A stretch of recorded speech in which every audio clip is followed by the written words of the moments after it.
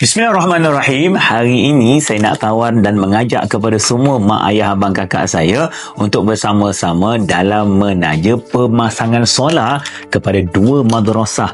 Dua madrasah ini ada bil elektrik yang tinggi tuan-tuan dan puan-puan, tetapi kita tak bolehlah nak cover semua. Kita fokuskan kepada Dewan Solat di mana mereka membaca Al-Quran, mengulang Al-Quran dan juga belajar daripada pagi hinggalah malam. Satu madrasah iaitu Madrasah As-Salihin, hampir 5,000 sebulan kita taja elektrik mereka, dan satu lagi Madrasah Tahfiz Ibn Razak kita hampir 2,000 sebulan kita taja elektrik mereka. Jadi tuan-tuan dan puan-puan, saya risau sebenarnya kalau kita satu hari nanti tidak lagi dikenali ataupun kita tak mampu nak bayar elektrik mereka setiap bulan, maka habislah dan terputuslah tuan-tuan bantuan kita. Jadi saya berfikir cara terbaik ketika ini iaitu pemasangan solar. Sekali je kita bayar, sekaligus mereka akan menggunakan ianya setiap hari dan pahala setiap bacaan Al-Quran itu akan sampai kepada kita. Jumlah yang kami perlukan seperti berikut.